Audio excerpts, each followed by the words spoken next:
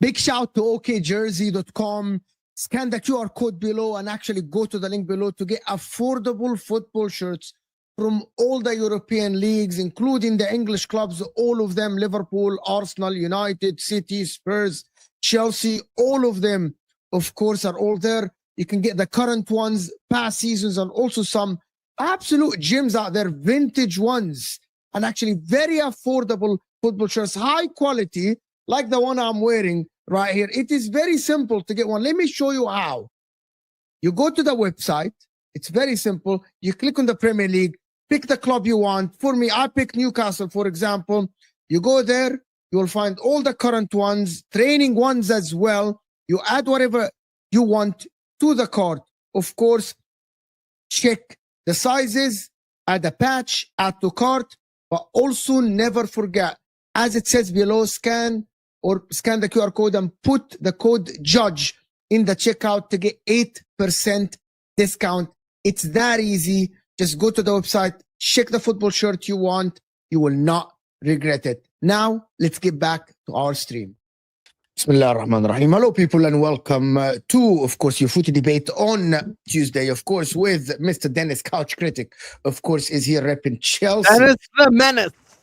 What a studio. Let's go. Like, how professional this guy is. Look at the sound isolators and all the stuff behind him. And guys, that's what I do for a living, man. You should know this, man. This is what I do for a living, man. It's my work. You should design my room here, bro. You should design my room. I love your room, man. It looks lovely, man. Only thing you're missing is a few Chelsea shirts, and you're good, man. We got a lot of them. Here you go. You can get yours. I dare you wear the Chelsea shirt. Oh yeah. You can get yours on OK Jersey, guys. Use the code JUDGE to get 8%. I didn't set that up. That wasn't a setup. I'm wearing a City shirt. Why are you representing those losers? Wear the Chelsea shirt. Represent I your wear the Chelsea shirt. I could do a betting on this actually to wear whatever Arsenal, City, or Liverpool. I got Arsenal, City, Liverpool. I got United as well. So yeah. I got a good Man United. But Ashraf, Mr. Ashraf talks ball, ripping Arsenal. How are you doing, man? Alhamdulillah, I'm good, man. You know, one thing I've noticed, by the way, Mo, his favorite word is the word "of course." He uses it every sentence. Watch, in this video, you'll see how many times he uses it. Every 30 seconds. Yeah, it's critic. Is it a drinking game? Should we start a drinking game every time? Yeah, look, I don't drink, but I can drink something else. I don't know, I have to pick water next to me or something. It's a very nice word that Mo uses. Alhamdulillah, man, I'm good. We're coming out of a long weekend. We had a 2-day public holiday for the Independence Day of UAE. So going back to work tomorrow is not, Not always nice after a 4-day break. For sure. Yeah, yeah. Here it was a 4-day break as well. Thanksgiving here. I don't know in Canada. Yeah, they don't. Yeah, it was Thursday, Friday, Saturday, Sunday here. It's a 4-day break here. Nice. Yeah, it's Thanksgiving. We don't have breaks. We just work hard. But we don't have the difference between me and you is we don't have breaks, bro. I just do shows daily. Bro, this guy streamed fucking 7 times in the last 3 days.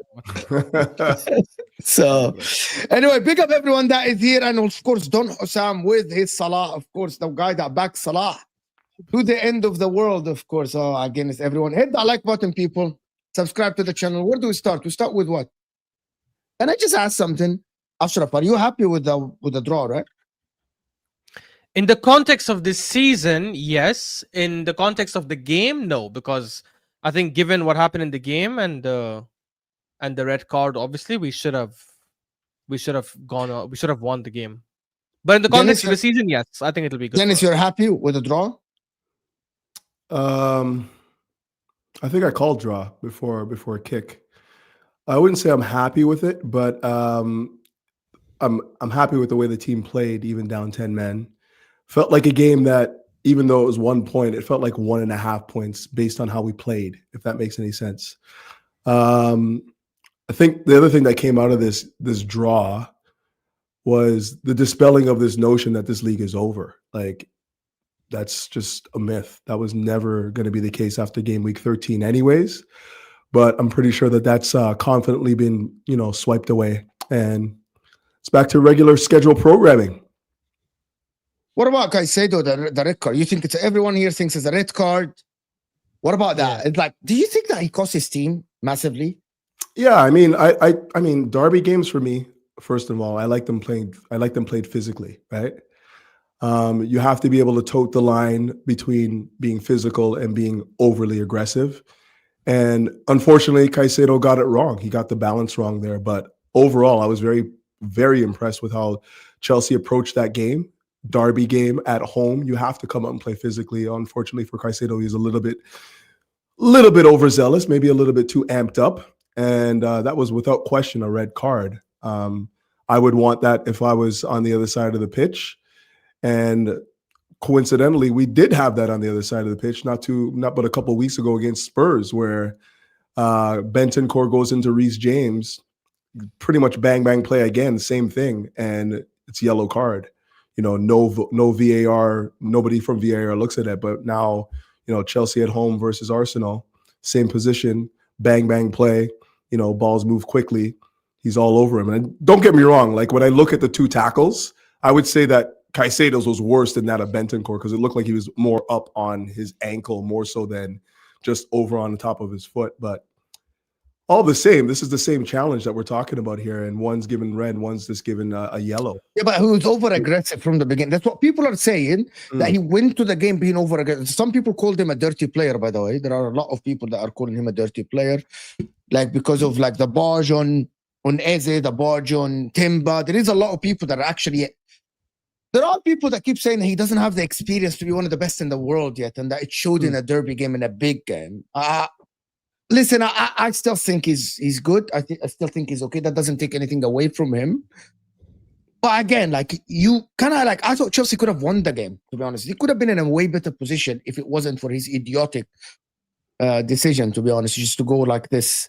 Or like, I was eager to go and have a tackle like this. And I don't know if I saw it coming early, but that was just, I think that was like stupid, to be honest. And I think someone need to talk to him about being over aggressive. Like, yeah, I mean, he's the kind of guy that thinks he can win every challenge, right? Like he's been that way throughout his career. He gets it right sometimes, gets it wrong sometimes, but overall, like I don't mind the aggression in his play. I think that that's what you want in a number 6. I don't, as long as it's clean. He's just got to figure out how to balance it from being, aggressive versus just being physical, right? And yeah, he got it wrong. He's still young. He's got a lot to learn, but over time, I wouldn't rein back his aggression at this point. I just think that we have to kind of, sort of like mold it a little bit more when you're playing in these bigger games where everything is just judged like so critically, for lack of a better term. So yeah, I'm happy with I'm not happy with the red card, but I'm happy with the physicality that we exuded that game. People calling him dirty have never played competitive football. Thank you, Alex, for the super chat. Thank you for getting involved. I get you, but there are some players that are dirty. There are some, Alex, you know what I'm talking about. I'm not sure. Caicedo, I never seen him as a dirty player that is going to injure people. I've seen him as aggressive, you know, like the passion, the aggression, which is different than being dirty. Dirty is you're out there to injure people. So I don't think that he's dirty. Like, I have not sat down in a game that I thought Caicedo wants to injure someone.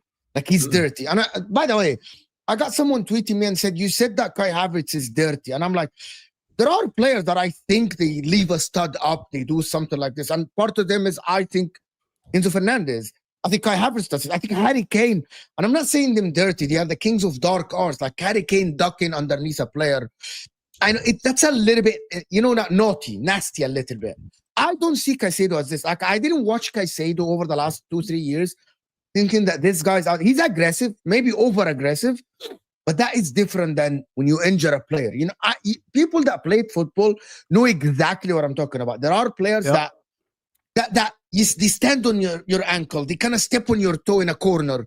They do these things, you know what I mean, to rile you up. That is maybe the dark arts. Caicedo, as Dennis said, as Couch said, he's like eager to win the tackle. So sometimes that is, I think if people don't understand the difference between aggressive and a little bit dirty, I'm not saying dirty. There are like some people that break legs and stuff like this. I'm not talking about these guys. But I don't see Caicedo as that. But does this take away from him being one of the best midfielders in the world? Not one match, but I do think he let his teammates down with that. Because as you mentioned, Mo, I think he was overly emotional from the beginning. Just a couple of fouls, pushing Moreno.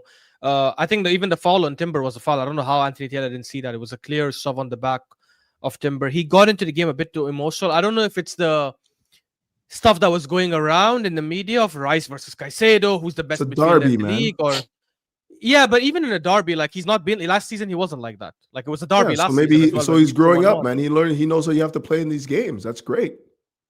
No, it's not, because he cost your team the game. What do you mean? That's not great. I mean, last season he had a very good game. You're saying that he wasn't. You're saying that he was. No, I didn't think that he played well last year at all.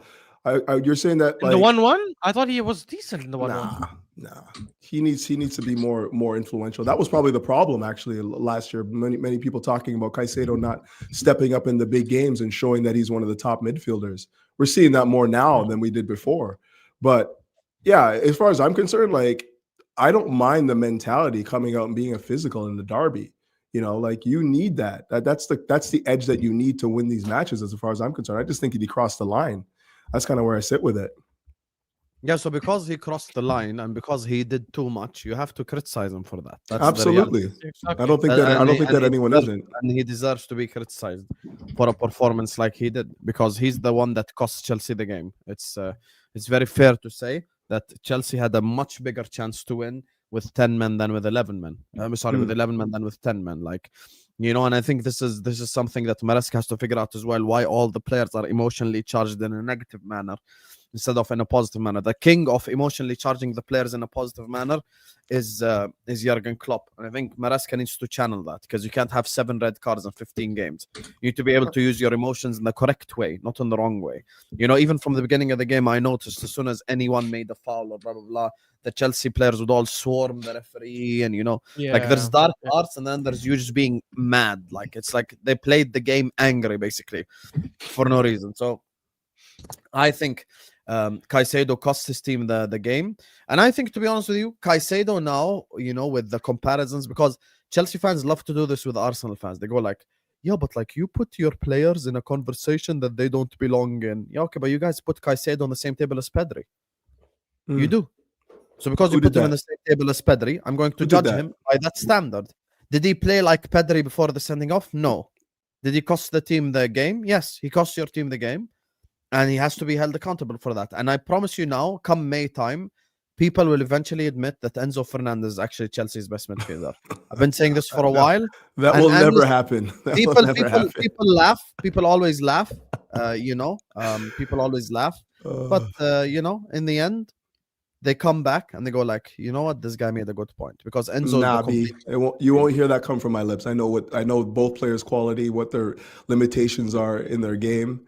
Caicedo's just got more to him than Fernandez. Maybe you're talking about how the game's played offensively, and you like to see Caicedo's guys got like more play to him these than through Enzo. balls and like crazy. floating balls over the top. And when I need my midfielders to be able to be stalwarts, break up play, initiate counters, all of that stuff. So for me, they're just different players. And even the comparison to Pedri for me, like, again, just different players. You're more likely to compare Fernandez right now, the way he's playing, to Pedri than you would Caicedo to Pedri. But, midfielders, I guess you can just say that they all have the same area on the pitch where they occupy.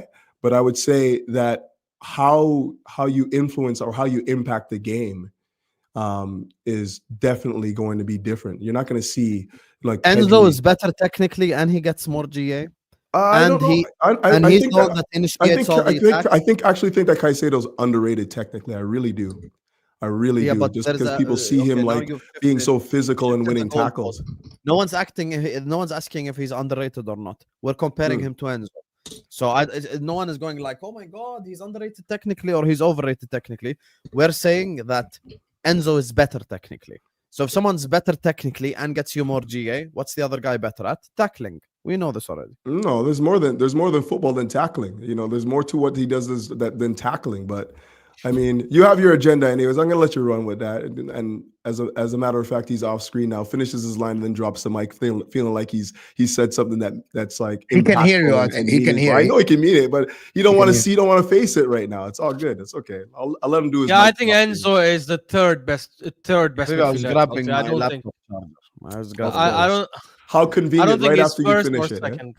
Yeah, I can. I just plugged in my laptop. But anyway, that's beside the point. You failed to respond to my argument anyway. You didn't. I'm waiting for the argument. Caicedo is underrated technically, which isn't the conversation. Who's better technically, Enzo or Caicedo? Enzo. Who gets GA? Enzo.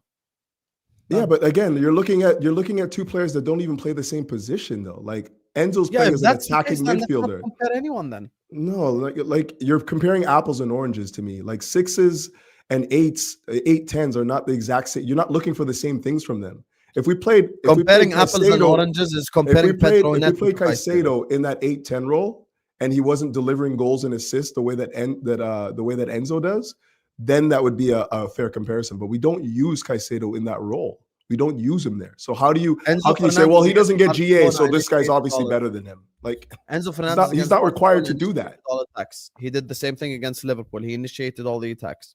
Enzo Fernandez. Sorry, say again. He started all the attacks. Who started all the attacks? Enzo Fernandez.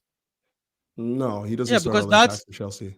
But also without Palmer, like he has to take up that role anyways of building Absolutely. attacks. But I think don't think that he Caicedo is a starts. better midfielder than him. I don't think that he starts Sorry, our attacks though. Like if you watch when we're building out from the back, it's usually Enzo's usually more of an 8-10 role, and it's Caicedo that's dropping deep to pick up the ball and get us playing. You might see Enzo get on the ball in transition. Like if we win the ball high, and yeah, for sure, you're looking for Enzo in those positions to sort of like initiate the attacking move from there. But if I need a overall, delicate pass, I want Enzo to make the pass. If I'm a Chelsea forward and I'm running through on goal, I want Enzo making the pass. Yeah, but everything you're talking about right now, as far as midfield goes, what somebody does offensively, you're not talking about the other aspects of what a midfielder can provide. Yeah, but the difference between me and you is I've already said 10 minutes ago that Caicedo's better at tackling. He's better than Taki. He's better at reading the game. He has interceptions. Yeah, he has an array of passes that like his overall game is also his tackling. His overall game is more well-rounded than Enzo's. Oh, I disagree with you completely. Well, hey, okay, we'll agree to disagree then. I don't know what you're seeing. There is no way you can think Caicedo's complete and Enzo isn't complete. Enzo's actually the complete one. I don't. You think Enzo's complete? Enzo has a better first touch. No. Enzo just answer me this question. Okay, Don't even because I know what you're going to say. He has a better first touch. He scores goals and he assists. Is he a complete midfielder yes, to you? he's more complete than Caicedo. Yes. No, is he a complete midfielder to you? Yes. Enzo is a complete. All right. That's how you see the game. I'm not going to knock it. Enzo, McAllister, Rodri. There's examples of players being complete midfielder is someone who can do everything on the pitch. So for me, let me speak. Enzo Fernandez has a better first touch. He's better at passing. He's better at crossing. He's better at free kicks. He's better at scoring goals. He's better at getting assists. He's better at breaking line passes. He's better at playing forward passes. He's better at finding the people in the pockets. He's better playing out of the press. He's more press resistant. When a opposition player presses him, he can come out of the press in multiple different ways. Enzo can come out of the press with a dribble. Enzo can come out of the press with a pass. Enzo can do all these things. Enzo Fernandez is someone I've been propping from the beginning, from last season. People who watch me will tell you I've been wanting him from his River Plate days. So this is not new. When he was at River Plate, I wanted Enzo Fernandez at Liverpool with Julian Alvarez from his River Plate days. So I've been watching Enzo for the longest now. I was very jealous when Chelsea signed him because I absolutely love Enzo Fernandez, and I think he's shining now like never before. And actually, the thing that proves it's complete, Caicedo got sent off, and for the next 60 minutes, Enzo Fernandez literally did everything Caicedo does defensively. No, not really. That was Reece James' responsibility. But beyond that, like, I'm glad that you think our second best midfielder is that good. I'm glad. I'm glad you think that. That just shows the strength and I think he's your in the third midfield that we best. I have. don't think he's your second best. So who's third? Who's second? I would say Palmer and Caicedo are ahead of him, I mean, and then yeah. I'll put Enzo. Yeah, okay. And But to be then honest, why do you based say on you're comparing to apples be and honest, oranges based on there? I agree with that. I would agree with Palmer that. and Caicedo is the definition of apples and oranges. So only I would when it agree with suits that. your argument, yeah. I would agree with that. I'm not gonna lie. I think that Palmer's more of an People say Enzo attacker. rejected Liverpool too. So He's more of a winger /10, and I would say that Enzo, the way he's playing right now, is more of an 8-10. You know, like more of an attacking 8. And I would say that Caicedo is basically a 6 at this current moment.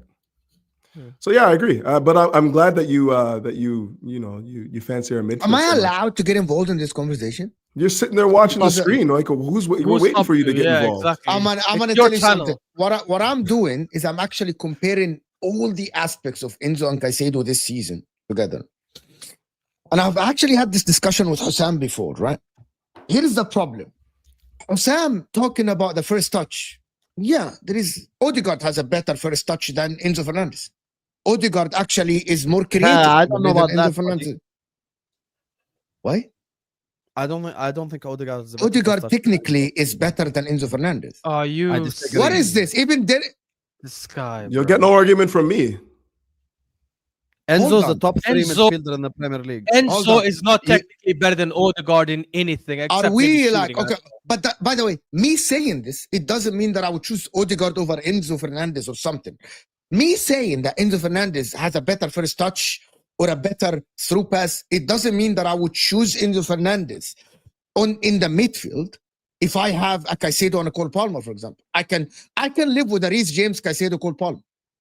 But I don't think, I don't think I that promise anyone you right now, Enzo is not. I getting don't the top. think I'm gonna ask you the question and you're gonna answer it. By the way, I'm gonna ask you the question and you're gonna answer it, and I'm gonna tell you exactly what we're gonna conclude from this. Caicedo is indispensable for Chelsea long term. Enzo Fernandez can be replaced at Chelsea. If Cole Palmer is fit and Malo Gusto is bowling at right back, and you have 4 midfielders to choose from: Enzo Fernandez, Reece James, Cole Palmer, and Caicedo. Who do you think Husam should be dropped? Should be, not will be. Should be dropped. No, none of them, because you're It's 4. You cannot play with 4. You're actually not looking at this the right way. I want you to I answer think- the question. Just I think don't no, I daggle don't have to around it. answer You your answer. hypothetical. No. I think Cole It's Palmer why you will don't have to start answer right that. wing. When you ask me a hypothetical, I answer it. I think Cole Palmer will start right wing. No. I'm telling you, Estevao is shining. I'm asking you a question. If you don't want to answer it, I'm not. I'm gonna give you the hypothetical. Estevao is shining on the right side. Who There's who can be dropped? Caicedo can be dropped. Okay, fair enough. Reece James can be dropped. Enzo Okay, can fair be enough. Fair All enough. three Fair of enough. them. Yeah. I agree with that. I think No. Gusto gets I'm dropped. asking Reece you James goes who right should back. be dropped. dropped. Okay. Me 500 times. Yeah, and he's like, Husam, I'm asking answer you. the Give me question, one answer the name. question. I open my mouth. Answer the question. That's what he does. That's what he used to do on Spaces. By the way, that's what he used to do on Spaces. I'm asking him to answer the question. He's like, this can be dropped. This can be dropped. This can be dropped. And he says, I'm answering. You're interrupting me. Husam, give me the name that you think should be dropped and tell me why. Okay, in order, the one that will get dropped first is Malo Gusto, and then he'll put Reece James right back and invert him. Number 2, the one that will get dropped is Estevao, and then after that you'll play Palmer on the right, possibly play Estevao on the left because their left wingers are ass. So those are the 2 primary solutions first. After that, if you are looking at the Chelsea midfield and like, oh my god, Gusto is undroppable, he's not. Oh my god, Pedro Neto is undroppable, or Estevao, they're not, because Estevao's still a kid. He's still fucking 16, 17, 18, whatever. So he's still young. I don't think Enzo is expendable. I actually think from a football perspective, if you went with Enzo Fernandez, Reece James, and Palmer, it works. And I think if you went with Caicedo, Reece James, and Palmer, it works. And I think if you went with Enzo, Caicedo, and Palmer, it works. All of these combinations work. Every single one of them work. Now, the problem is with your argument is, if I put Caicedo and Reece James with each other, I've got a double pivot. The passer then becomes Reece James. The guy that is going to have the line-breaking passes becomes Reece James. When I'm putting Reece James and Enzo, the guy that is the defensive one becomes Reece James. So it's a different dynamic. So that's my thing. But I think when Palmer comes back and he's fit, I promise you the person that's going to get dropped is Malo Gusto immediately. Or if Malo Gusto is such sensational form, he'll probably play Palmer right wing. No, Okay, I think what's sorry. Just let me just quickly jump. Just one sec. Dennis, I'm sorry. He ran away from the question. Talk about Chelsea, man. Sorry, he ran away from the question. That's the problem with him. He thinks he's on spaces. That's the problem. Ashraf, I'm gonna ask you a straight question, and Dennis, I'm gonna ask you a straight question, and I'm gonna show you the difference between a waffler and an actual someone who wants to answer the question. Estevao is now starting on the right side. Malo Gusto's bowling at right back.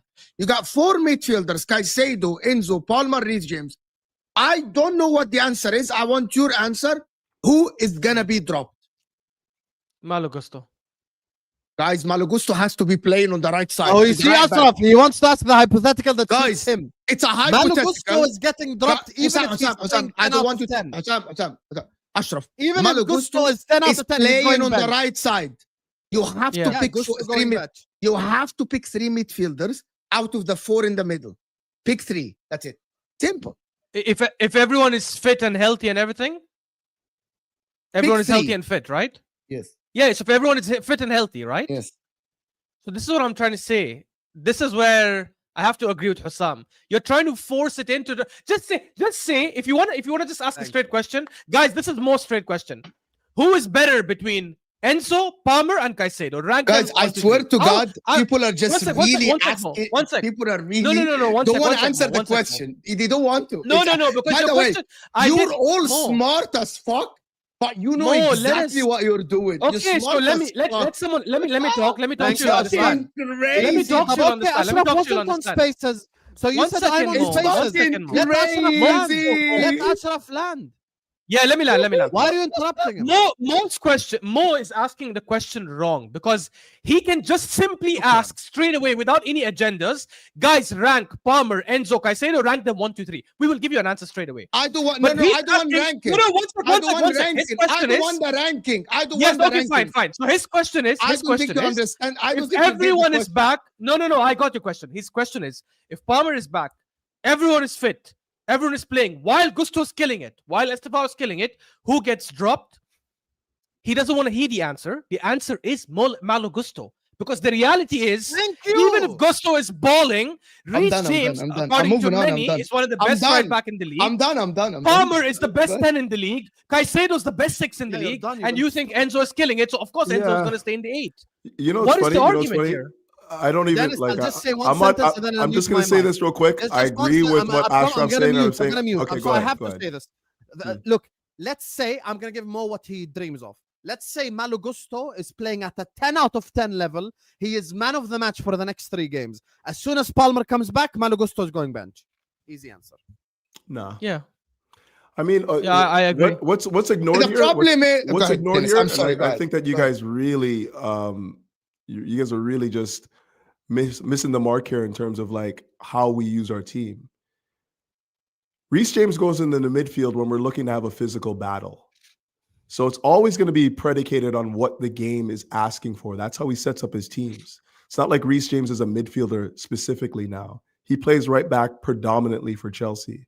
So irrespective of where Gusto is in the lineup, where he is in the squad, he's going to find his way on the pitch. But for more often than not, it's going to be at right back. And if he's the Dennis, right in back that number case, one, Gusto goes to the bench without question. Without question. Exactly. So Dennis, that's 3-0 against yeah. the fraudulent Dennis, and I'm Three gonna ask people it in a agree. way. I'm gonna Thank ask it in a way that Mo used to ask before to make it like done, finalized. Champions League final tomorrow. Everyone in Chelsea is fit. Everyone is available, right? You're playing PSG or Bayern, for example. Let's pick one of them. Who starts in your team? Everyone is fit. Again? Everyone is available.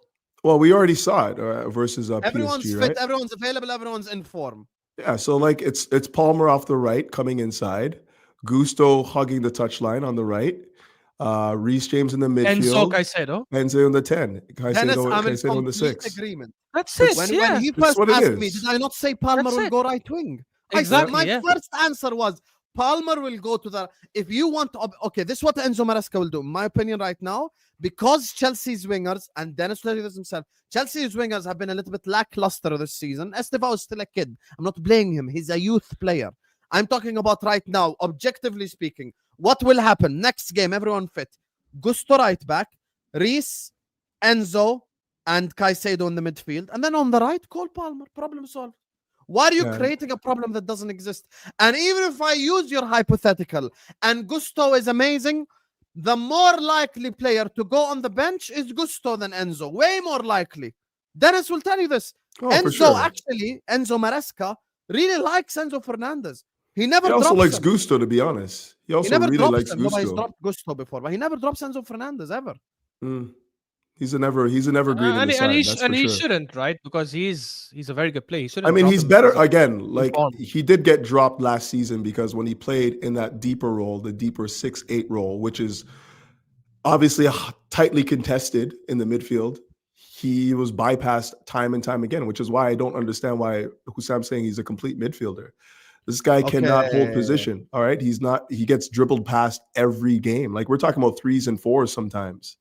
So anyway, like if we're gonna go back to this comparison between Caicedo and Enzo, I don't think that there's really any real comparison there. I think that Caicedo's the more complete player. Yeah, I agree. But Yeah. I have no problem with Husam suggesting that he's better. Like that's fine. That just means that we have a formidable midfield. So by all means, say what you want to say, but keep gassing Enzo. It's all good for me. I know what we have in Caicedo. I know what we have in Enzo. I know what we have in Cole Palmer. So I'm good. I'm very good. I Okay, think so, that's why Liverpool won the league last season. We had a tackler in Gravenberg and the complete midfielder in McAllister. Ashraf will tell Mo's head is hot, but Ashraf will tell you this right now. From August, from when the whole Premier League world was telling Gravenberg is the best midfielder, I was the only one that said McAllister. My energy is the same for my own club, bro. So it's not me changing my energy. I prefer midfielders who are more complete, who can do more on the ball, who can affect the game with different ways on the ball. Gravenberg defense. By the way, McAllister last season, just so you know, couch critic, McAllister last season got bypassed and like someone ran it behind him. I think he was the second most in the whole league. Oh, I know. Oh, I know. So that's why we needed. Wait. Husam, I'm gonna challenge you on that real quick. So in the season Chelsea won the Champions League in 21, who was their better midfielder, Mason Mount or Kante? What? Kante, What? of course. But then What does Kante it was the mean? one doing the tackling and winning the ball, and Mason but I Mount don't was think doing Mason the Mount is complete, creation, pressing, all of that stuff, I and don't the think assist for Mason the Mount Champions is League complete. final. لا اسمعني two different things. But Everyone, Enzo I is don't- not complete either, no? Okay, but here's the thing. Let's not argue something. You made a comparison. I don't think Mount is complete, number one. Number two, if you actually look at Chelsea that season, their creativity was weak. They were winning games on aggregate 1-0 because of their lack of creativity. If you Yeah, and actually they're ask defending Chelsea well. Yeah. fans, like they tell you that summer they all wanted creators, wingers, forwards, blah blah blah. Because of that, a lot of them wanted Mason Mount gone, bro. a lot of them. So You know what's for funny me, though? I think Like, Kante was great. I think Actually, this Chelsea's idea- best midfielder that season was Jorginho, in my opinion. Nah, it was No, it Kante. wasn't. No, it It was wasn't. Kante by a mile. It's But, just because he won the Euros and the Champions League. They're like, oh, yeah, the no, combined Kante. midfielders. Kante's he's Kante I'm was not the mad he's an at all-timer. Kante being better. Irrespective of that, like I I'm think that okay, the they're argument both should be okay. shifted from this idea of like who is better, who is more complete. It's who impacts winning more, and I think that's Caicedo. I think 100% of the Caicedo does time. that. Yeah. Like yeah, you're talking yeah. about impacting the game to win it. It's Caicedo 100% of the Personally, I time think for Enzo. me. And you'll ask any Chelsea player, they'll tell you the same. You know, like he cannot make impacts that winning and claim, though. losing immensely. Because Enzo has scored important goals for you. He's scored important goals. I'm talking Yeah, but about so has if you look- Caicedo, if you right? look over the course of the Against season. Liverpool, watch this. If you I'm look gonna be over very the, objective. hold on, Against I know you're Liverpool, going who to take scored one the game goal? and then say who did this, who No, did no, that. no. Fine. Against Over Liverpool, the who course scored of the the goal? season, Who you're going scored to see against that us? the influence that Caicedo has on winning and losing is greater than that of Enzo He Fernandez. influenced you losing this thing. But anyway, He did. who did. Draw. scored against Liverpool? What do you mean? Who scored Caicedo. against Liverpool? Caicedo Caicedo. scored against. Yeah. Right.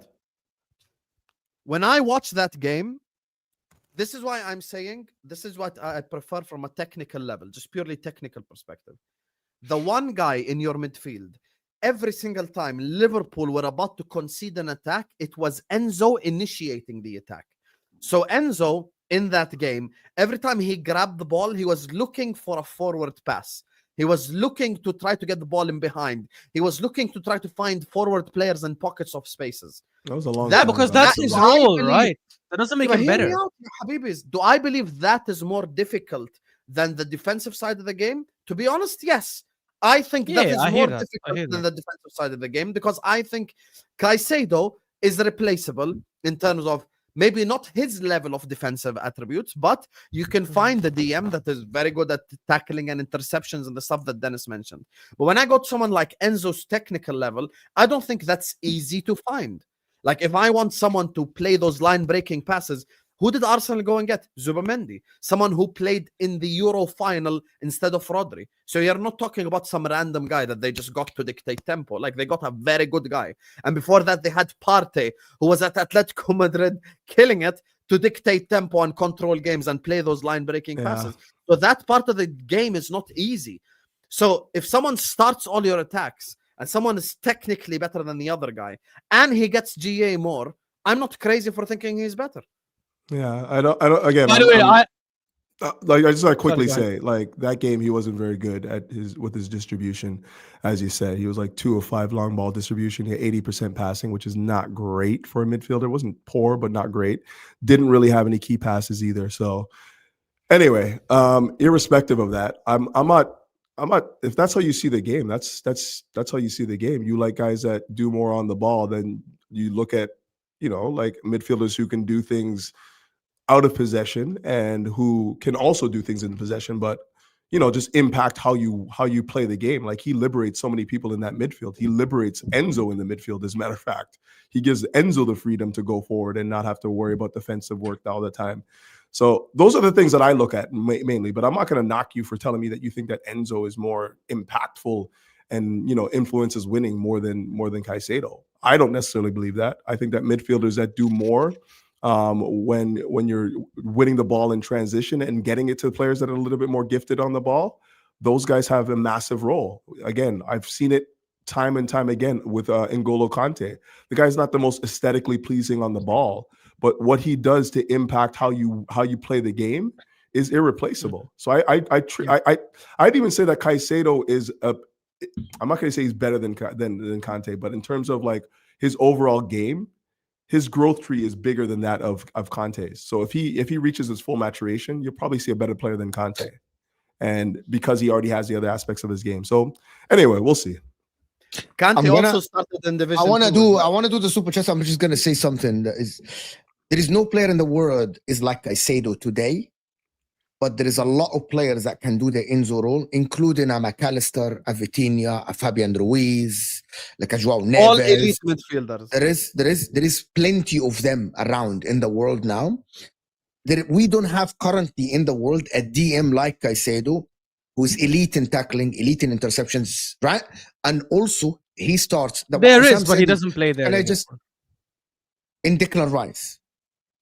Yeah. You mean okay, but he's not. He's not. He's turning. He doesn't play himself there said I'm anymore. is a Yeah, box to box.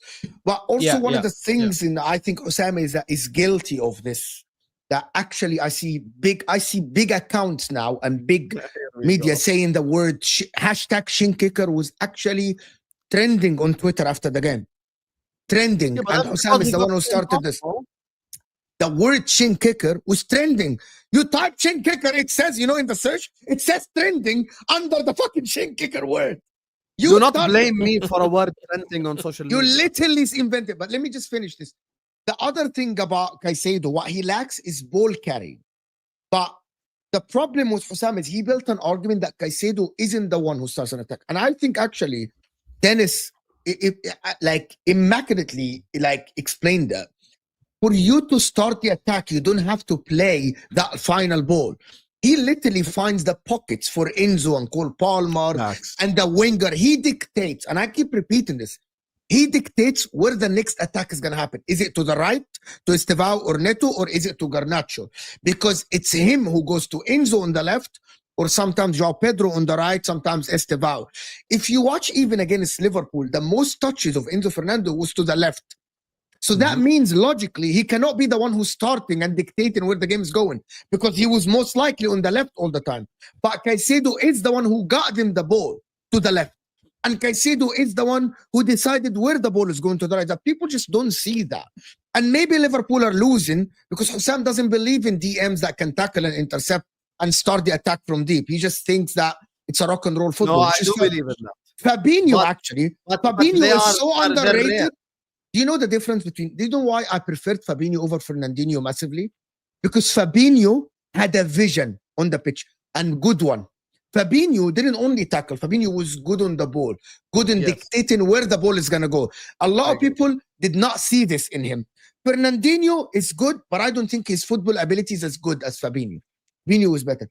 I think Caicedo has the ability to reach a level where he's not going to be a Pirlo. I don't think he has the ability to be a Pirlo. No. But I think, for example, he can do everything, for example, that Zubamendi does in terms of deciding the tempo of the game, where the ball is going to go, right? And also tackle an interception. This is why I think currently in the world, I would not replace Caicedo with anyone because that is such a unique ability to have today, right? As a DM that doesn't exist. Nobody has a DM like that anymore. Like people have the passer, the technical guy who likes to do this, but nobody is like I said. That is my opinion. But I gotta move on to the Balon d'Or Declan Rice conversation.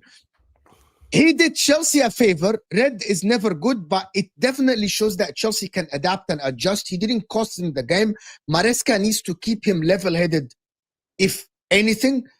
There is an argument that is said. I don't want to discuss it in depth because that will take a long time. When you say he didn't cost them the game, though, that's you being disingenuous, Alex. There is something that was discussed. Okay, so let me just tell you this guy's argument that I don't know if it's right or wrong. I think Simon Jordan and Martin Kuhn actually discussed this. They said that Chelsea were approaching the game on the front foot, and they think that, like Atletico Madrid, like the teams that stepped up against Arsenal tore them apart. Arsenal won against these teams, like Bayern Munich, because they find the spaces. They said that Caicedo's red forced Maresca to be the guy that plays on the counter-attack. That's why they looked better overall in 90 minutes. And Arsenal struggled against the low block of Chelsea because Chelsea didn't open up. Chelsea didn't leave any spaces for Arsenal. Yeah, they didn't. That is an argument. I don't know how true is that, but when I thought about it, I thought that, if Chelsea opened up, maybe Arsenal would have picked them apart because Chelsea as well. Chelsea. I don't think we would have picked them apart, but we would have had more clear-cut chances. Yeah, for sure. Yes. By the way, Chelsea tore Barcelona apart because Barcelona opened up against them. And Chelsea, because of Garnacho and Neto and Estevao, the speed and the technical analysis, the technical ability of them, they tore them apart. So maybe that. Blaze is saying, it is ironic you mentioned that Liverpool winning goal to praise Enzo, but it doesn't happen without the risky over-the-shoulder pass to Cucurella from Caicedo. Techie stuff. This is what I'm talking about. Nobody noticed what Caicedo does on the ball because of his tackle and interception ability. Nobody noticed that because you don't see it. And by the way, I'm going to say this again. You know Zubamendi as well. I know Zubamendi is very good in passing. I think Ashraf pointed this out earlier this season, and I went and checked it. Zubamendi actually has the highest interception per game in La Liga over the last 2 years. But no one mentions that because of his ability on the ball and how he passes the ball. And this goes unnoticed. Because people only notice what you're good at, what you're very good at. Yeah. Up Mo, until you're a wearing month this- ago, he also was second in the league for aerial duels won. Only Van Dijk was higher than him. This is like a month or 2 months ago. But yeah, people will not bring it up because he does other things better. Yeah. Mo, you are wearing a City top. You are a Premier League glory. Get yours at okjersey.com, guys. You can get yours at okjersey.com. Use the 8% code. You can get something like this, guys. It's just 8% for you. There's a lot of people that order shirts lately, so go and do it. Mo wants you to create a midfield 3 and forget Gusto. Yeah, okay. Shino, they actually understood the question. And now their answer is drop Reece James from the midfield and let him go to the right back. That's their answer, basically. They said drop goes. That's their answer. So basically, your answer was No, very actually, simple. that's not our answer. My initial answer is No, play you- Palmer right wing. So you drop Palmer from the middle. No, That's your answer.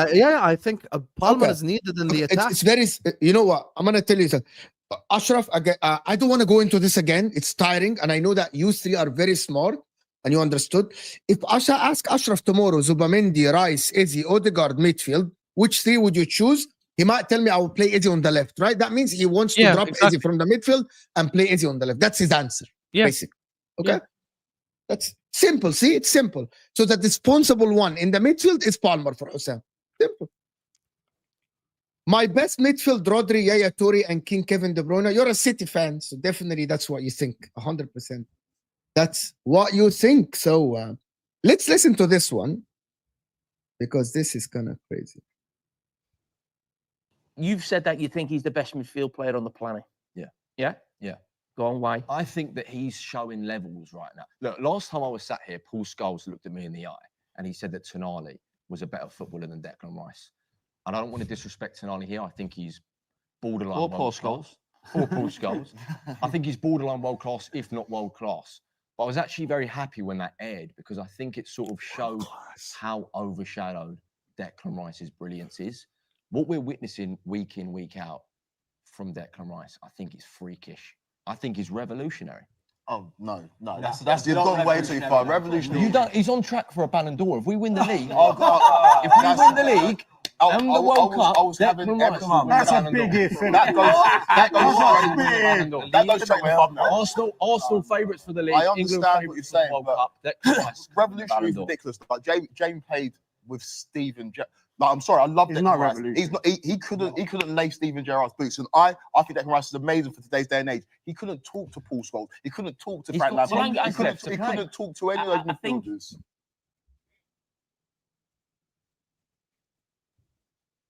Stupidity. You know, why is it? You know what? Okay, the problem is when people take it.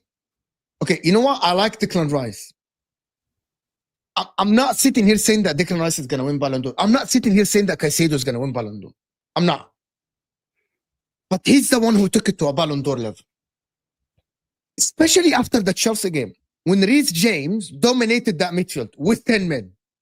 So what? It's not only about you. Okay, listen, Declan Rice is amazing. It's very good. Up and down the pitch. Actually, he's underrated passes. He actually played very good long passes. But to win Ballon d'Or from the midfield, you need to be exceptional to a point that... Which he is. So is This he the season, best he has- midfielder in the world now? He's one of the best. He's definitely, in my opinion, he's Is the best he the midfielder in the league. By the way, when He's one of Rodri the won best in the Ballon world. d'Or, he was head and shoulder. Here's the problem. When Rodri won Ballon d'Or, he was head and shoulders above everyone. Scoring in the Champions League, he was leading his team. Like, in my... Like, is he? Like, you can So pick about... Vitinha ranked the highest last season between midfielders. I don't think he was the best midfielder in the world, head and shoulders above everyone And I else. don't think Vitinha should be a Ballon d'Or. Jorginho, yes, I understand that. But Jorginho, when he finished third in the Ballon d'Or, I don't think he was head and shoulders That was above. scandalous. In fact, that was scandalous. I And you think know Conte. this. Yeah, I understand. I think Conte in the team itself was better than him. I don't think there's anything wrong with what he's saying. I don't think Rice will win the Ballon d'Or, by the way. Let me just clarify that. But if Arsenal win the league and let's say make it to a Champions League final, and Rice is one of our best midfielders, and let's just hypothetically say England make it to the semi-finals of the World Cup, none of these things I've mentioned are crazy so far. Every one of them could actually happen. Rice will 100% be in the top 5 for a Ballon d'Or, and he has a good shot of winning it. Right now in the Ballon d'Or rankings, hold on. Right now in the Ballon d'Or rankings, hold on. You still have to compete third in those competitions and be the like the idea that you're saying that at this point in this junction in the season, say that he's a Ballon d'Or. You know what I mean? You're doing semantics. But like Obviously, he would have to be in the Champions League and be the difference maker for you in the Champions League. That's to get obviously to the understood, semifinals. Dennis. That's obviously understood. I'm not saying we do all these things and it's garbage. It is understood that if we win the league, knowing Declan Rice, he's not going to be shit. Most likely, that's why I said he's going to be one of our best players, most likely, because he's not been dropping stinkers over the last 2-3 seasons. He's been consistent every single game. I don't think he wins it because I don't think England go on to do that. I don't think Arsenal win the Champions League. I don't think these things will fall into place. But I'm saying if they do fall into place, I'm not even saying we win a Champions League. I'm saying we win the league, we go far in the Champions League, and England go far in the World Cup, and he plays the way he's been playing. It's stupid to say he cannot win a Ballon d'Or. That's idiotic because we've seen evidence of in the past to show that it is actually quite likely that he's in the top 3 at least. If not, wins. I don't think he wins. Let's take the competitions out of it then. If he continues to play at the level that he's playing at right now, that's what you should be saying. Don't be telling me, oh, well, if England goes to those semifinals, no. It doesn't work that way. Dennis, Ballon d'Or don't work that way. I give you an example. Jorginho, in my opinion, was not even top 5 midfielders in the world that year when he finished 3rd. The reason they put him there is because they do look at the awards and the competitions you win. I don't deny that that's part of the equation. I don't deny that that's part of the equation, but that's not the ultimate. How can Rice win it if he doesn't get to those finals or competitions? No, but I'm saying like the narrative is less about like the competitions and more about him just continuing this level of play over the course of the season. That's what I think. No. I think that it's more important for him to keep this level than it is for Arsenal to extend to the. But let's assume Declan Rice plays at this. Yeah, let's assume Declan Rice plays at this level from here till the end of the season, but Arsenal win nothing. Declan Rice, there's no way he even finishes in the top 3 or top 4. That's just how it works. Do you know how it is? They vote you in based on the competitions you win as well. Sometimes players that don't deserve to be there, like Garfachal and stuff, end up being 2nd, 3rd, 4th and all because, he won a Champions League, he won a Euros, he had a decent season, so let's put him there. What that guy's claim was, he is on course to win a Balon d'Or. He didn't say that makes him the best in the world or the best to ever play the game. But if we do these things while he performs the way he has been performing, it's not crazy to say he can win a Ballon d'Or or at least finish in the top 3. That's not mental. Like I don't get why. So. And to say he doesn't lace Gerrard's boots and Scholes I think that's crazy because he is already performing at that level. The only thing missing so far for him is unfortunately trophies. He has to win the leagues. He has to win at least one Champions League before he retires. If he let's say by the time he retires, he wins like 3 leagues and 1 Champions League, by the time he's 35 or whatever, he will be in that conversation. He will be in the conversation for one of the best midfielders to ever play in the league. That's not crazy. Vieira is in that conversation. Gerrard, all these players are in that conversation because you're assuming that he's already a complete, like he's already at that level now. All he needs is the silverware. Yes. I don't necessarily think that he's done enough in his career. Okay, I don't know. You can't talk to a man like Steven Gerrard and guys like that. Why not? Given what he's done so far in his career, like I don't think you can talk to Steven Gerrard even. Like let alone like the why? Tell me what makes Steven Gerrard like done enough. I just don't think that he's that kind of a player. I don't see the same because he hasn't won yet. We're saying the same thing. Even Gerrard didn't win the league. Like it's not. But he won the Champions League and had the best ever final comeback. So what? That's one game. Like you were telling me last week. But Dennis, that's what elevated him there. Okay, let's take away Gerrard's Champions League comeback. Is the only thing that elevated Steven Gerrard in his status of the game? Yes, not the only thing, but I think that's the main thing that elevated him. Let's assume AC Milan won that Champions League final. Do you think Gerrard would be in the conversation for one of the best midfielders? Assuming everything else in his history stayed the same.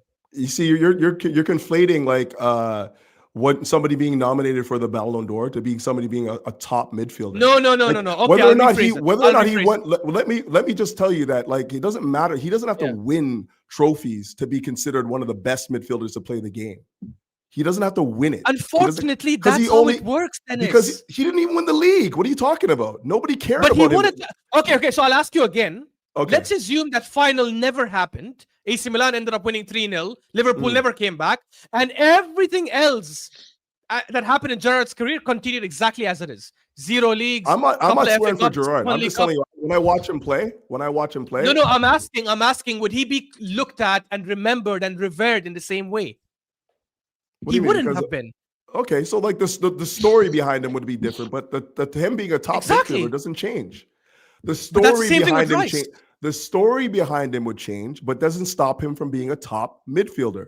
People would still rate him as a top midfielder. Let's just not be crazy. And the about same this thing with now. Rice. Exactly. Rice will I be don't think so. remembered as a I top don't think so. midfielder. I don't think so. Unfortunately, I tell you why it's I not don't the think if so. he same. doesn't win Because, trophies, he's never going to be in the same there's level. there's That's a big reality. difference. First of all, Steven Gerrard is a maverick. There is a difference. Steven Gerrard wasn't just a midfielder, just like regular, can be compared to any Tom, Dick, and I Harry. don't even want to rate him like that. to be Declan honest. Rice need to get through like 20 others before getting to Gerrard to begin with, because that's the king right Yeah, there. but you're saying that out of terms of, tribalism, not out of logic. خلينا That's نحكي- خلينا what it نحكي. is. I'm not doing tribalism. Go ahead. in terms of Allah, like you are. in terms 20 of players. بس in ما terms of everything that could be done on the football pitch, Gerrard is the most complete midfielder in Premier League history in terms of the stuff that he can do. No one can do as many things as him on the football pitch. Offensively, defensively, we're talking versatility, we're talking completeness. He did everything on the pitch that you wanted from a midfielder, box to box. Absolutely incredible. The one comparable to him is Frank Lampard. Those are the two best midfielders in Premier League history, and they are levels above because they won games almost on their own. They influenced winning at such a high caliber. Gerrard even a bit more than Lamps, because Lamps Just had like better Rice. teammates, basically.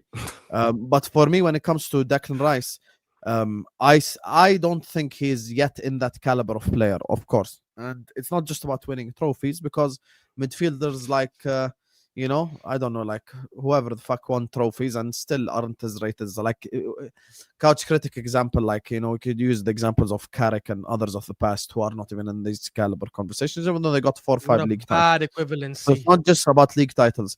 Does the footballing world rate Declan Rice? The answer is yes, because he's already getting Balon d'Or votes, and he's getting PFA Team of the Season nominations, and he's starting midfielder in the PFA Team of the Season ahead of the likes of Caicedo and Enzo and many others in the Premier League. So that in itself shows that he's being recognized by teammates. However, we need to understand something. There is something in football where there is moments. Now, if we go back to this Caicedo thing as an example, who's more likely to give you a moment, Rice or Caicedo? Rice. Rice. Who's Rice. more likely to score a long shot or score a free kick or like blah, blah, blah? Declan Rice is more likely to do that. Yep. Now, you cannot win a Ballon d'Or with tackles completed. So that's not an insult to Caicedo, but we're just looking at like different types of players. Declan Rice last season. I'm actually going He had to bring Caicedo Declan like should be Rice the last agenda. My eyes just get glazed over when I hear him say these things. I'm just like, what are you the talking two free about, kicks bro? against Real Madrid, pushed Declan Rice into a Ballon d'Or conversation. Is it fair? No. Is it how football is? Yes. Because moments can push you and elevate you to certain levels. But I want to So ask you then, Declan Rice- you're great. I'll give you an example. World Okay, Cup, right? but can you England win the World Cup. Arsenal win the Champions League. Declan Rice scores the free kick in the final against PSG. 100%. He might win. deserving. Yeah, 100%. But I want to ask you something.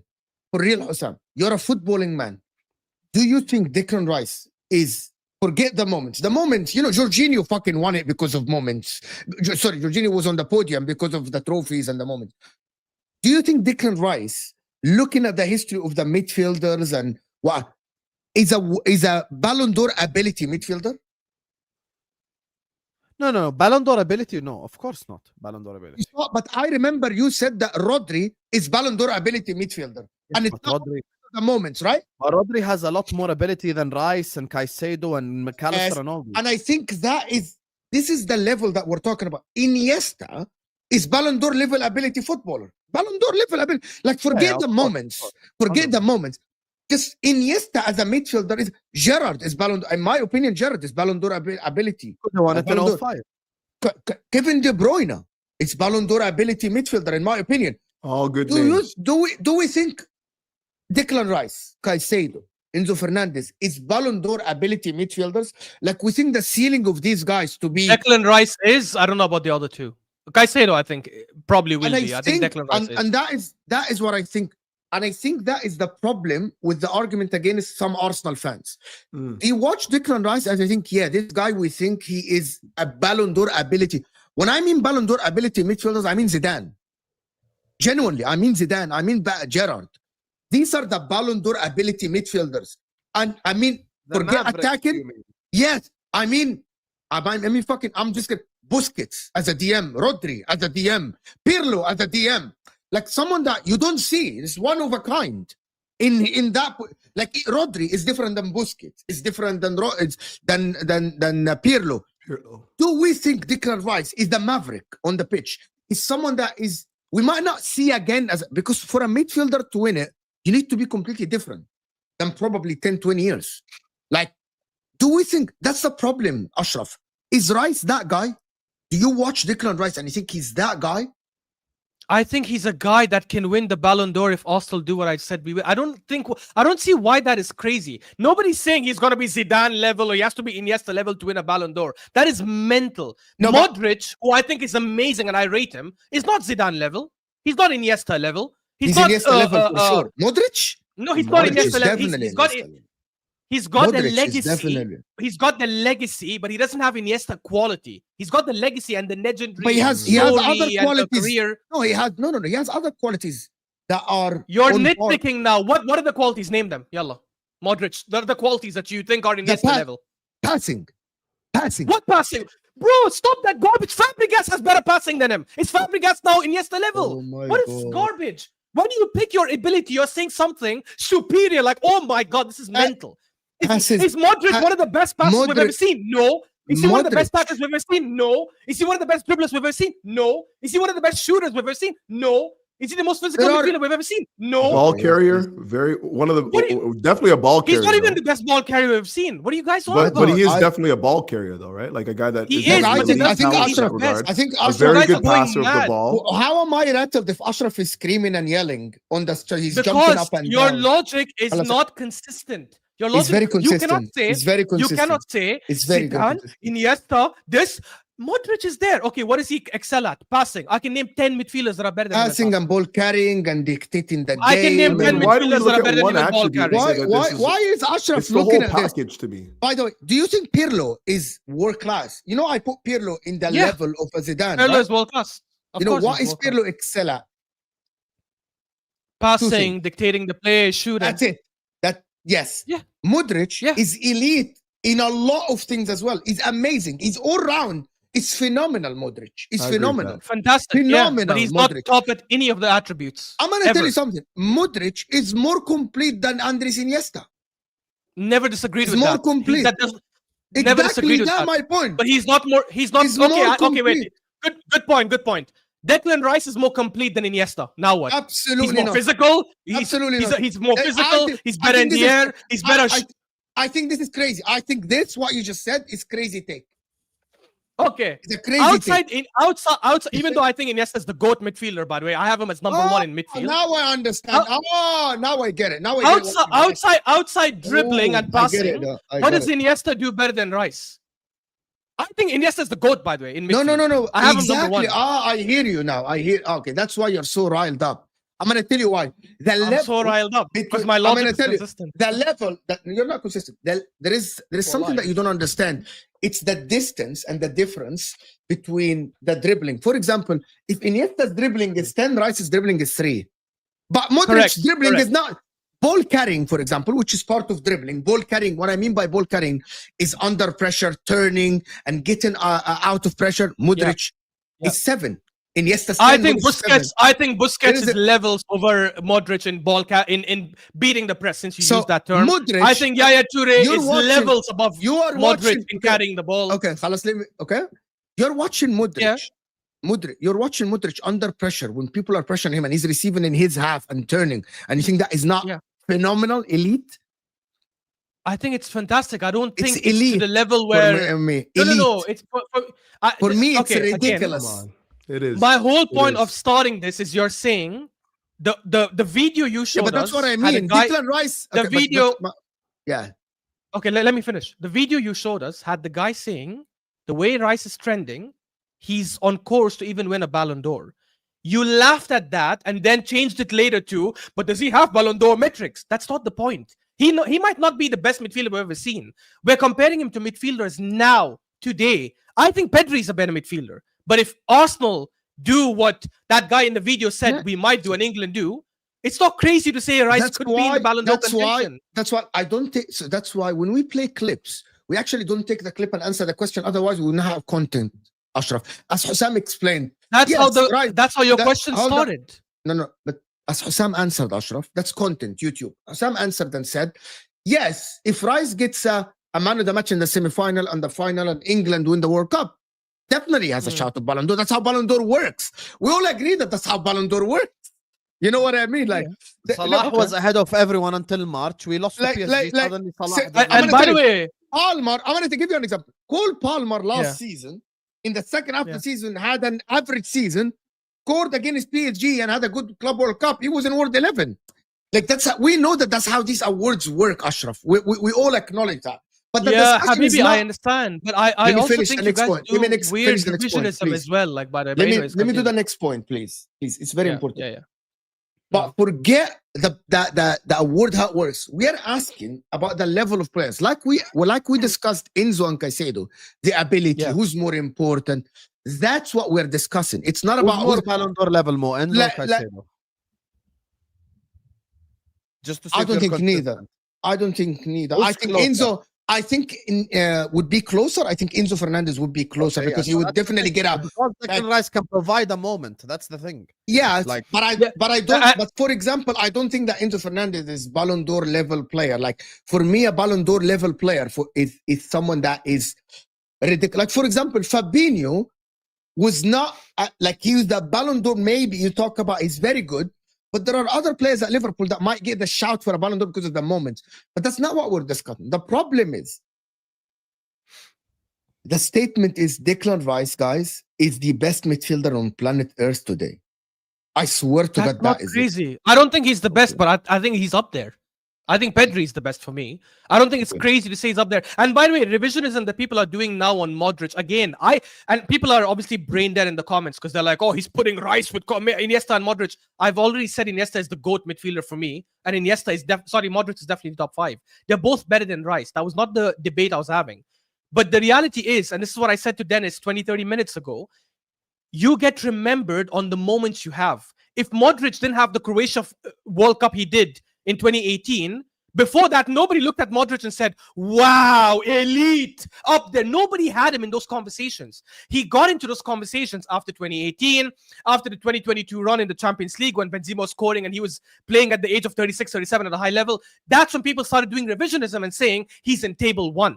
Before that, in 2016, 17, 15, 14, 18, I used to watch football that long. I'm telling you, all these idiots who never watched it at the time, nobody came and said, Modric, guys, in 2014, Are you calling us my God, idiots? tier level. Not you, the guys in the comments. Whereas Iniesta, even in 2008 and 2009 and 10 and 11 and 12, even when he was winning or not winning, people used to say, my God, this guy's so talented. My God, this guy's phenomenal. Same with Zidane.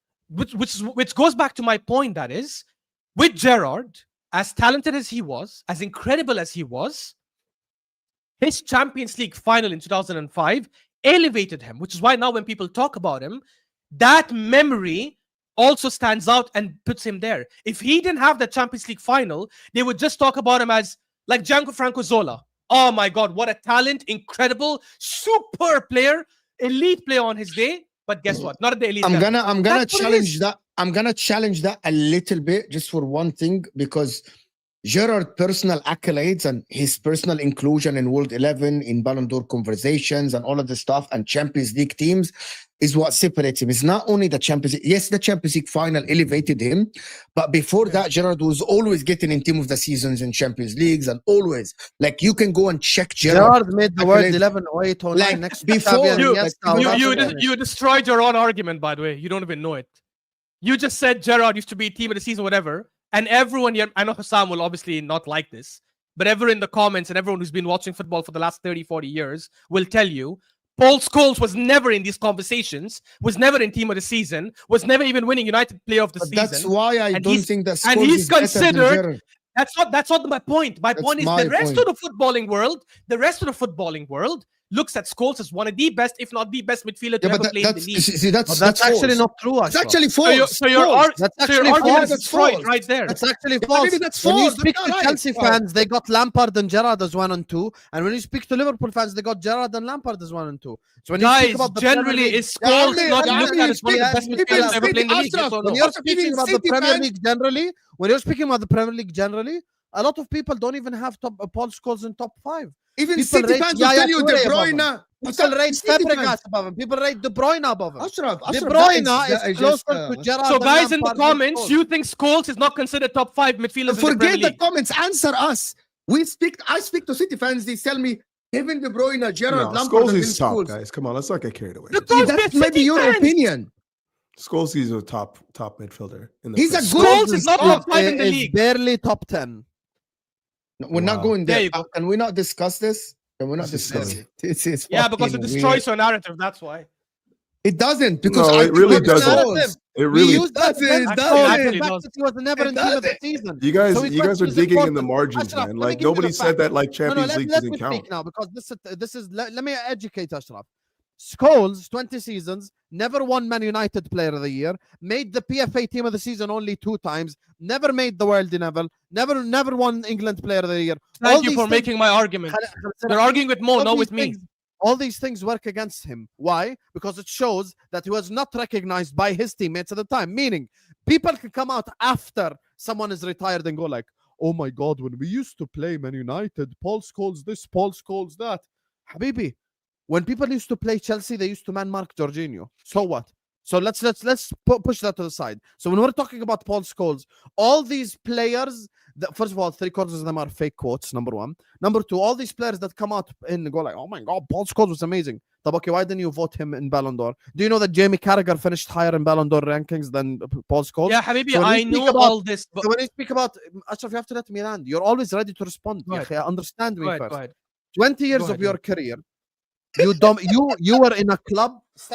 This how bad it gets for Paul Scholes, yeah. 20 years, you were at a football club that was dominant domestically and won Champions Leagues, right? And on top of all this, never made World 11, PFA Team of the Season only 2 times, never recognized by your peers, never recognized by your colleagues, never recognized by the journalists. You know that I can give you examples of Man United players that won Team of the Player of the Year that would I would know, make I this know. I've embarrassing. seen your Do you video know before. that Gabriel Heinze, who's your assistant manager, won Player know. of the Season at Manchester United and Scholes never did? So now I have to take a step back and go like, okay, how important was this guy actually? Because guess what? Declan Rice, last season, PFA Team of the Season. Is he important as fuck? Yes. Paul Scholes made that twice in his whole career. 20 years at the top of the Manchester United, made it twice. Steven Gerrard has the record 8 times PFA Team of the Season.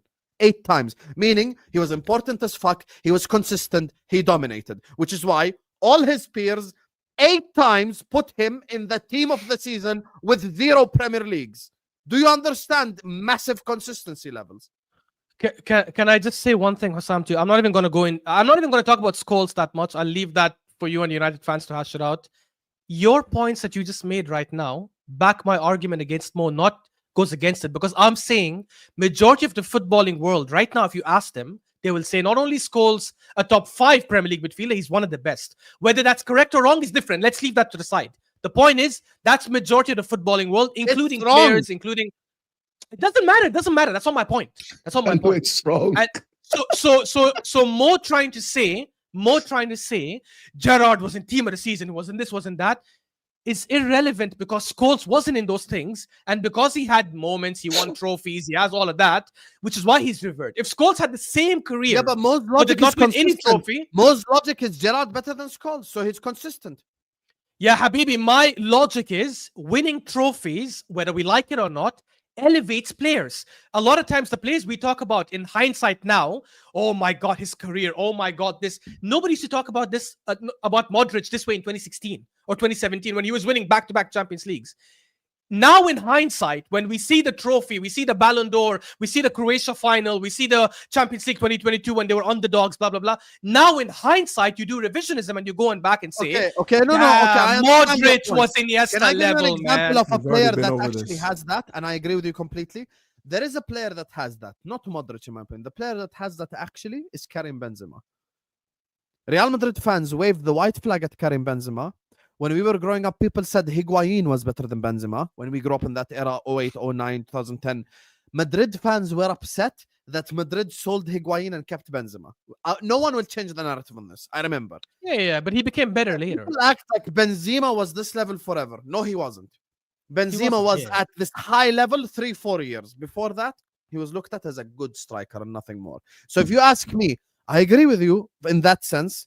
I think Lewandowski is better than Karim Benzema because Lewandowski did it at the biggest level for 15 years. And he was always a goal scorer, the main goal scorer in every club he's went to, including Barcelona at 94 years old. Meanwhile, Benzema didn't have that. More Champions League goals, Lewandowski or Benzema? I don't know. It could be Benzema. If I it's don't know. Yeah, then if it's Benzema, it destroys our argument. He's been doing it for longer than, no? Yeah, but that's just longevity. My Lewandowski's argument, 37. the level.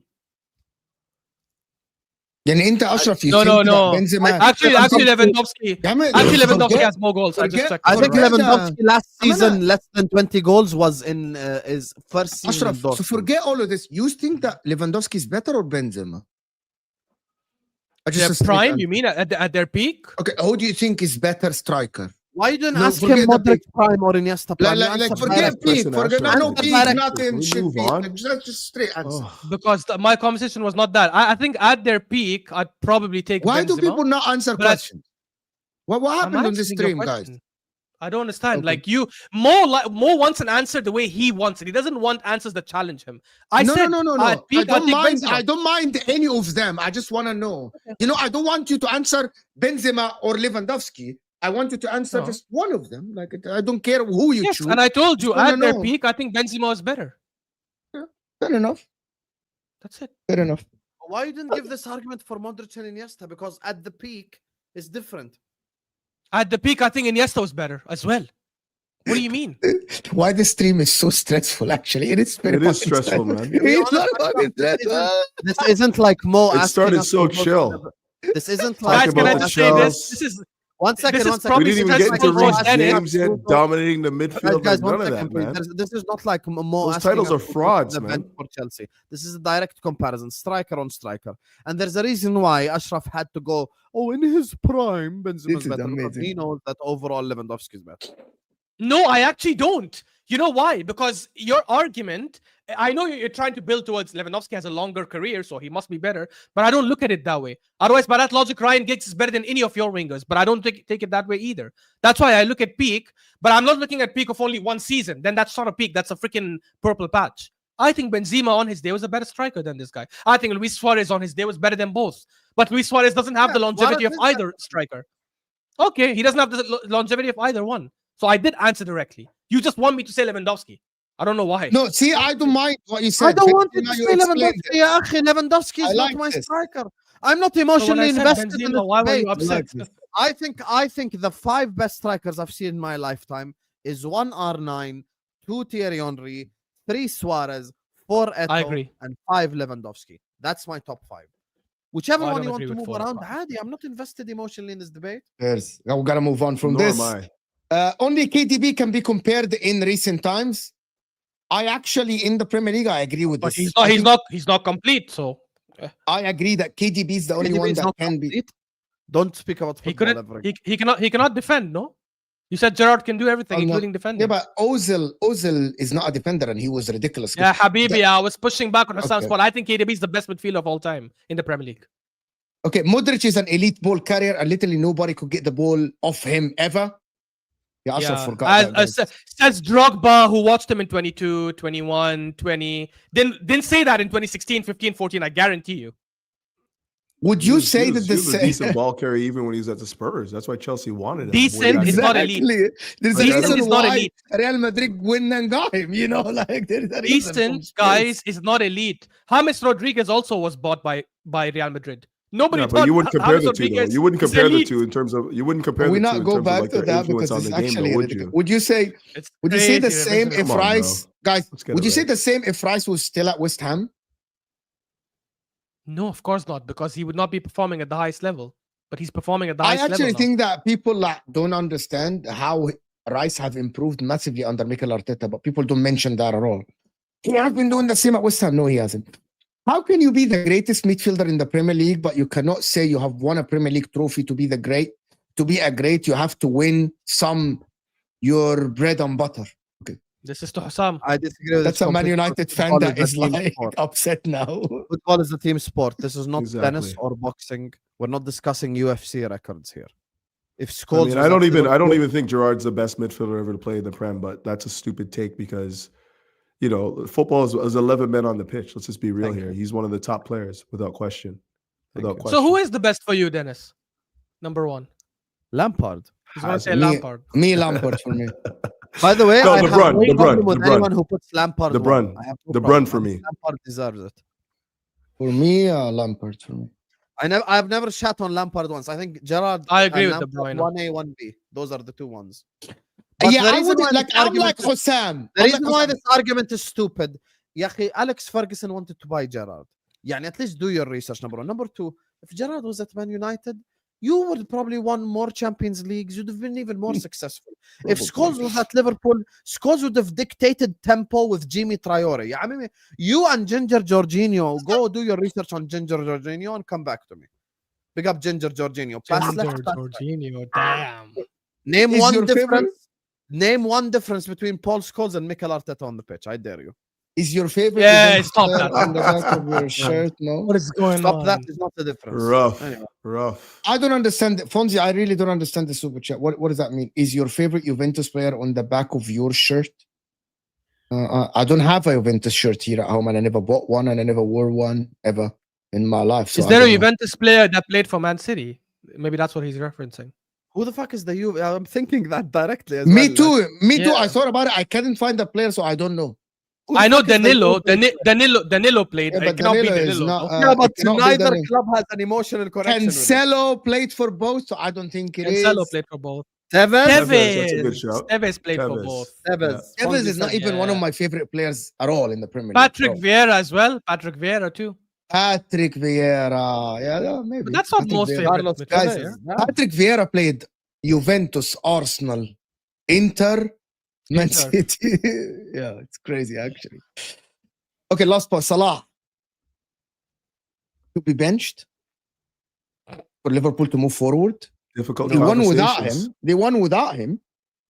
And we He won won with him, and we lost without him as well. Difficult So conversations. you don't think that Salah hinders the team at all? So No. you don't. I think Slot's tactics hinders the team, and every time he Stop. adjusts his tactics, we play good. I'm gonna You play the yourself said us on the ball, we weren't good on the ball. We were good off the ball. We But were I'm- just defensive and compact. I'm Even gonna against- get you. even I'm gonna against give you- 10 Go ahead. Tfadl, tfadl. even sorry. even against 10 men like West Ham was still attacking us, to be honest. But I'm I gonna was- tell you I the was sat there argument. and watch along going like, why? the Sorry, fuck just do they quick have the ball? interjection. Quick interjection. Does anyone feel like Paqueta should be investigated for like gambling again? Yeah. Yeah, 100%. was That weird, was eh? fishy as hell. That was very Like fishy. there was bro. I nothing don't know in what it to the get hell- second yellow. Like I couldn't figure that Yeah. out. Anyway, Yeah, you just- can tell. just a you side can note. tell he was trying. I don't wanna go there because I don't know because he was found innocent. Allegedly. Yeah, Allegedly. But It here's just my felt weird. argument about Salah, guys. Seriously, in the game that Liverpool lost before that, Salah still had 90 touches on the ball. I think having Salah on the pitch forces you to play a certain way. What I mean by this, having Cole Palmer, for example, on the pitch for you, having a Cristiano Ronaldo in his prime, having someone like you need to get the ball to on the pitch forces you to play a certain way. And if that certain player is not performing, I think it hinders the team. Like if Salah is having more touches than anyone else on the pitch, if Salah is getting the ball a lot and he's not producing, that means he's preventing the other parts of the team from producing. because he's on the pitch. So it's better not to have him on the pitch than have him on the pitch if he's not producing the numbers that he should be producing, because he's preventing Gakpo or Isak. My Isak might shine more if Salah is not there, because the focus will be on him. Instead of him having 11 to 14 touches in the game, he will have 30, he will have 40, because the ball is not going to Salah more often. It's going to Isak. You get my point? I think that argument is valid. If he's not producing and he is the go-to guy, you need to bench him to get other Our players best to shine. performance on the pitch came with Mo, Isak, and Verts on the pitch at the same time. That's one game, Atletico Madrid or something. That's one game, West Ham. Can I tell you something? Did you see Verts against West Ham? You know, forget that he got a GA. That's I know one that. game. I know that you know that Verts was balling because they given him the ball and let him work. He dribbled, he passed, he dictated. Verts was did balling everything. against Atletico as well. Not as much as this. Maybe Salah. I think Salah Not as should much be. as this, according to Habibi, that's there's a It's reason one why. game. You're using Atletico before Madrid. this bad run started, I've been speaking about the Atletico lineup. I have a dream to see that lineup one time. I want to see that lineup again because that was our best performance. We had 7 big chances created. Atletico had 1. We dominated the fuck out of them from start to finish. Verts created 3 big chances in that game. Him and Isak link up was amazing. Salah was creative. Salah scored a goal. Everyone ate in that game. So that's why for me, I look at that game and I need something like that again. I don't think Salah should be dropped. I don't think Salah will be dropped. Salah will play against Sunderland. The reason why we won the game is slot changing the way that we set up.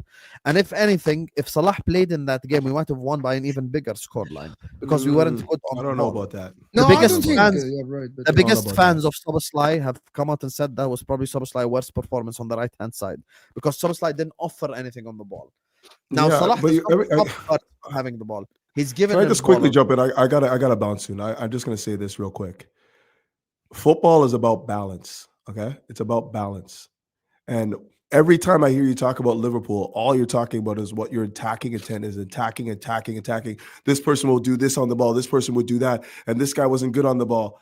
He provides you with balance in the side. That's why Szoboszlai is so important. When you have a team that doesn't press effectively from the front, and you have a bunch of guys that don't have the work rate to go out and get after it. It's very hard to play in the Premier League like that, which is why he keeps putting Szoboszlai in a million different positions because he's trying to mitigate the problems that you guys have all over the pitch. You know, I don't think that his best position is right wing either. But what he did provide you with is again a thrust from the forward line to get after West Ham. You know, so when you're talking about playing, you know, Salah and like Ekitike and Isak and Verts and all these guys that don't work off the ball and need the ball to be effective, you have problems. This is what it's going to come back to every time you continue to play this side that does not balance itself out well. You're going to have problems. The Premier League is relentless for teams that do not work hard off the ball. Relentless. And for me, Salah in his pomp was a guy that could be a passenger because he was definitely going to be providing you with the bullets to pierce teams. But at this current moment in time, he's not doing that, and he's a liability in other aspects of the game. So if he's not going to be scoring the goals, hat tricks, delivering the ball for people to finish, he's going to be a liability.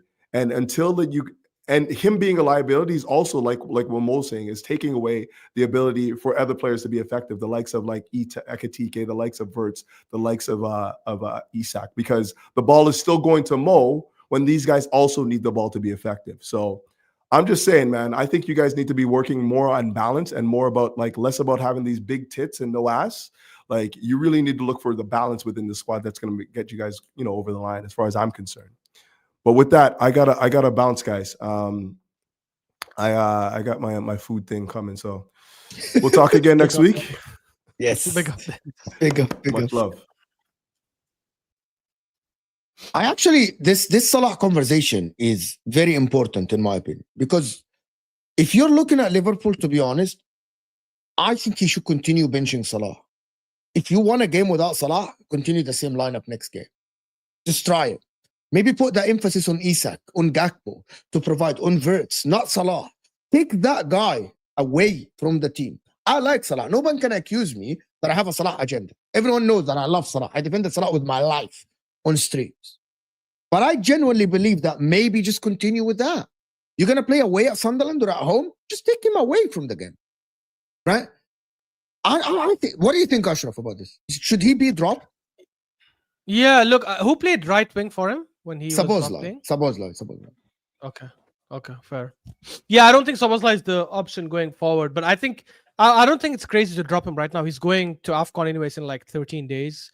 I do agree with Dennis. I think he has been a liability in the sense that I think there are certain cases where he's been threatening, creating chances, but I think it's okay to have the Salah of last season and him not defending. That's fine because he gives you so much up front that it's insane. It makes up for the fact that he doesn't track back. Who gives a shit? But I think when he's not tracking back and not doing the defensive work and also not contributing that much going forward, I think it is a problem. However, in my opinion, I still struggle to see who's going to fill that role really well because I think he's the most natural right winger they have. I don't think they have any proper right winger that can play in that position. I don't think Szoboszlai is the answer long term. So I don't know how they'll cope. But because they have to cope anyway, since he's going to AFCON, might as well drop him and see how it goes. But if any Liverpool fan or even rival looks at the last game of West Ham and says, it has been Salah, that's the problem, I think you're also being like very It's not a problem, but I get your point. He's taken away from others as a little bit, taken away from others. So, and I think that is one of the reasons. Like, give Isak the keys. See what Isak will do. Like, and Verts maybe as well. Yeah, like I think so. Like I just don't understand why is it so hard. Like, I know that Husam likes Salah. Yeah, he's Arab. He's his legend. He likes Salah a lot. But I think he should just look past him. Probably look past him for now. He's going to go to AFCON anyway. But anyway, I want to thank everyone that joined us, people. It has been a fantastic and a very stressful stream for some whatever reason. Thank you, everyone, for being... Guys, we're not even on... We have 600 people in the house, and we're not even on 200 likes. You guys have been slagging off in terms of the likes. We need at least to get to 200 likes. Of course, Couch Critics is in the description. Ashraf Talks Ball in the description as well. Cam couldn't join us today. And this stream will take you to Don Husam. Fulham versus Man City. Will Man City be in the title race? Comes the end of the day today. Or will they be completely out? I think if they lose the game, they'll be out. But now, you go to Husam, the biggest City hater on the internet, to his watch along. Like the video if you guys are there. Hit that like button before you guys go. And we're going to see you guys later.